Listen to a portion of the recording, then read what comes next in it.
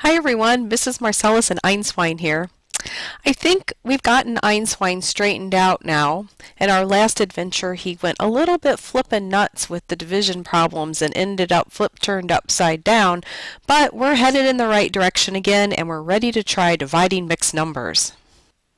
Today's learning objective: students will find the quotient of a mixed number and a fraction and of two mixed numbers by applying standard algorithms. Today's vocabulary and other notes. To divide mixed numbers, we'll first have to convert the mixed numbers to improper fractions. This is the same thing we do whenever we start a multiplication problem involving mixed numbers. After we do that, we're just going to follow the standard fraction division algorithm, which means we're going to multiply the first one by the reciprocal, the second, and apply all that we've learned about multiplication of fractions. I think we're ready to begin, don't you, Einswine? Then let's go to our first problem. Before we proceed, let's make sure we know how to find the reciprocal of a mixed number. To find the reciprocal of a mixed number, I first must make it an improper fraction.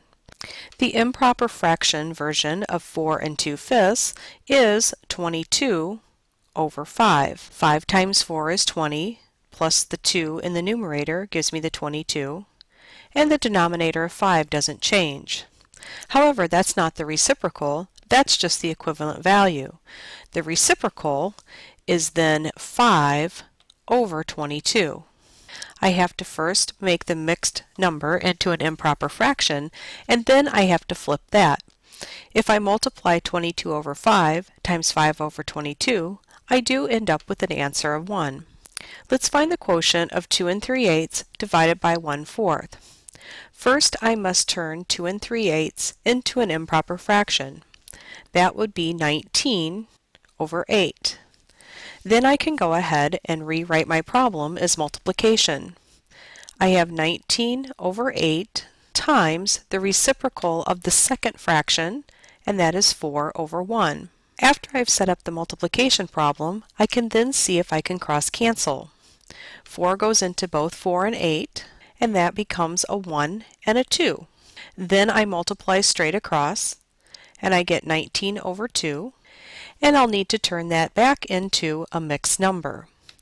I can set up a division problem if I choose. I would end up with 9 times 2 is 18, and 1 left over, or 9 1/2.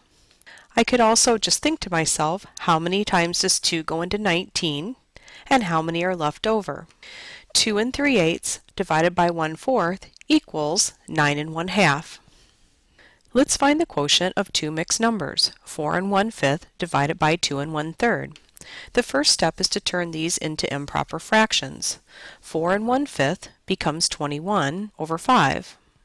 2 1/3 becomes 7/3. Then I go ahead and set up the multiplication problem. 21 over 5 times the reciprocal of 7/3, which is 3/7. Next I look to see if I can cross cancel. Both 21 and 7 can be divided by 7, so 21 becomes a 3 and 7 becomes a 1. I multiply straight across and get 9 over 5, and then I turn this into a mixed number. 5 goes into 9 one time, and there are 4/5 left over. 4 1/5 divided by 2 1/3 equals 1 4/5. Let's try a whole number divided by a mixed number. I still need to turn the mixed number into an improper fraction, and that becomes 9 over 4. Then I set up my multiplication problem. 15 over 1 times the reciprocal of 9 over 4, which is 4 over 9, will give me my answer. I look to see if I can cross cancel, and both 15 and 9 can be divided by 3. 15 divided by 3 is 5. 9 divided by 3 is 3. I then multiply straight across to get 20 over 3, and I will simplify. 3 goes into 20 6 times, and there are 2/3 left over. 15 divided by 2 1/4 equals 6 2/3.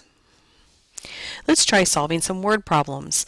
Each chain on the Sailing Swings ride is made up of links that are 3/8 foot long. If each chain is 20 1/4 feet long, how many links are in each chain? As noted in the previous lesson, division is not commutative, so the way that you set up the problem does matter. We have to start with the amount that is being divided up, and then divide that by the size or the parts or the number of people or whatever it is it's being divided by. So in this case, the length of each chain, the total length, is 20 1/4 feet. We're going to divide that up into smaller links that are each 3/8 foot long, and we want to know how many that would be. Therefore, we set up the problem to be 20 1/4 divided by 3/8. Then we can go ahead and solve. We start by turning the mixed number into an improper fraction. That gives us 81/4. Then we multiply by the reciprocal of the second fraction. That is 8/3. Then we look to see if we can cross-cancel. 4 goes into 4 one time, and 4 goes into 8 two times. 3 goes into 3 one time, and 3 goes into 81 27 times. We multiply straight across, and we end up with 54/1. Therefore, there are 54 links in each chain of the Sailing Swings ride. Our journey here at Mega Adventure Fun World is almost at an end, so we decided to bring home Pablo's peanut brittle for some of our friends. If we bought 6.5 pounds and want to divide it into 3/4 pound bags, how many bags can we make? We have to remember to set up the problem in the proper order. We're starting with the bulk amount of 6.5 pounds, and we're going to divide that into smaller bags that are each 3/4 pound. Therefore, we write the problem 6.5 divided by 3/4. First, we'll turn 6.5 into an improper fraction of 13/2. Then we'll multiply by the reciprocal of 3/4, which is 4/3. Next, we'll cross-cancel. 2 goes into 2 one time, and 2 goes into 4 two times. Multiply straight across and get 26/3. I need to now turn this into a mixed number.